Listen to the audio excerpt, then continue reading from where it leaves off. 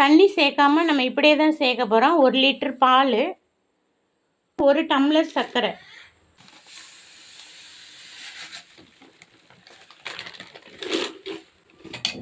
சர்க்கரை அப்படியே நல்லா மெல்ட் ஆகிற வரைக்கும்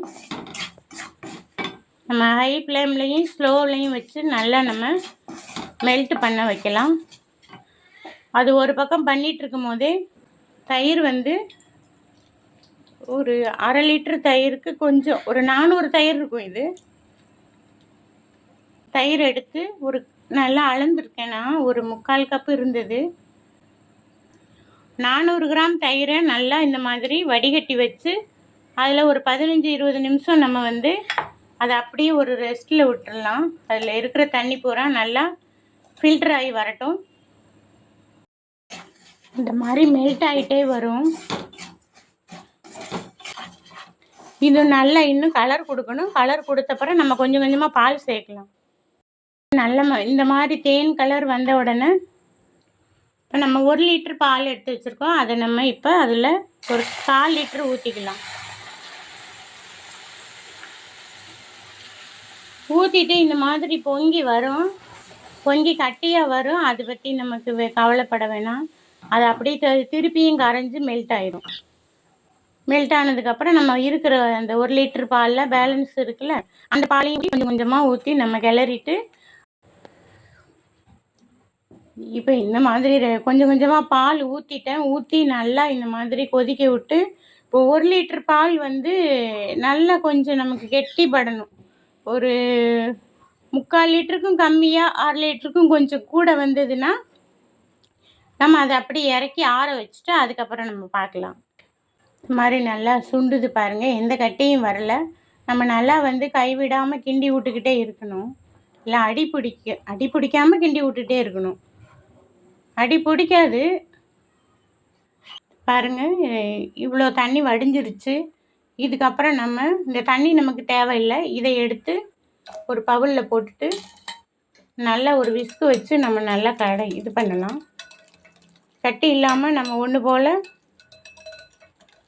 கிளறி கொடுத்துடலாம்.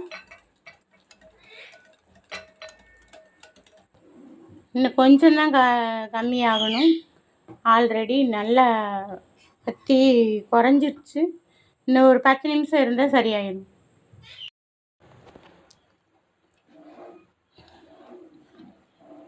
இது நல்லா வத்திருச்சு. இது ஆறட்டும்.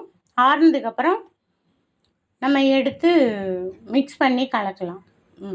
இந்த மாதிரி பாதாம் முந்திரி கொஞ்சம் அரைச்சிக்கணும். அது இது கூட சேர்த்து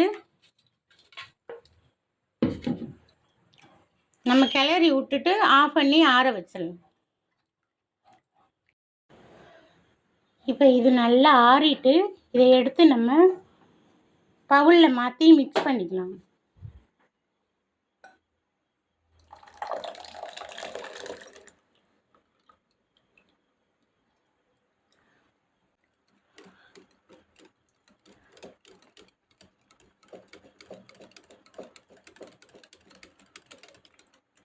இந்த மாதிரி மிக்ஸ் பண்ணும் போதே நமக்கு பார்த்தீங்கன்னா நல்லா கட்டியாக தெரியும்.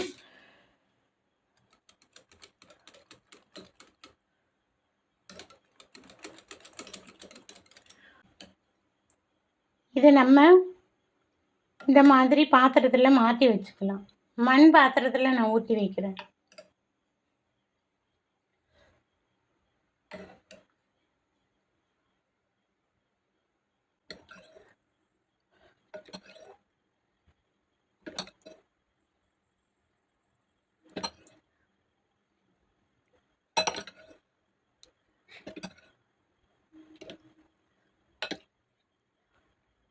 ஒரு 6லேருந்து 7 மணி வரைக்கும் இந்த மாதிரி வெளியில் வச்சுருந்தோம்னா நல்லா கட்டி ஆயிரும். அதுக்கப்புறம் நம்ம எடுத்து ஃப்ரிட்ஜில் வச்சுட்டு நல்லா ஜில்லுன்னு பரிமாறலாம். இந்த மாதிரி மேலே கொஞ்சம் பாதாம் பருப்பும் போட்டு கட் பண்ணி போட்டுட்டு நம்ம இப்போ வெளியில் 4 மணி நேரம் வச்சுட்டோம். திருப்பி 1 மணி நேரம் நம்ம ஃப்ரிட்ஜில் வச்சுட்டு எடுத்து பார்ப்போம். வந்து நமக்கு ஃப்ரிட்ஜில் வச்சு செட் ஆகிட்டு நம்ம எடுத்து சாப்பிட்டு பார்க்கலாம்.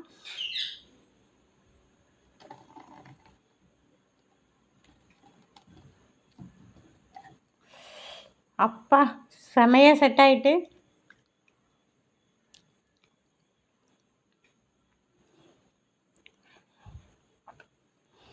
அந்த தயிரு, பால் வந்து நம்ம 1 லிட்டர் பால நம்ம 3/4 லிட்டரும் கம்மி, 1/2 லிட்டரு கொஞ்சம் கூட. நல்லா காய்ச்சி, சுண்ட காய்ச்சி 2யும் மிக்ஸ் பண்ணி, அந்த சுகர் வந்து நம்ம கேரமலைஸ் பண்ணி ஊத்தியிருக்கோமா, இந்த பாதாமும், முந்திரியும் நம்ம அந்த பால்லயே கலந்து போட்டிருக்கோம் லாஸ்ட்டா இறக்குறதுக்கு முன்னாடி. ஐயோ! அவ்வளோ டேஸ்ட்டு. நீங்க ஒரு வாட்டியாவது செஞ்சு சாப்பிட்டு பாருங்க. ரொம்ப ஈஸி.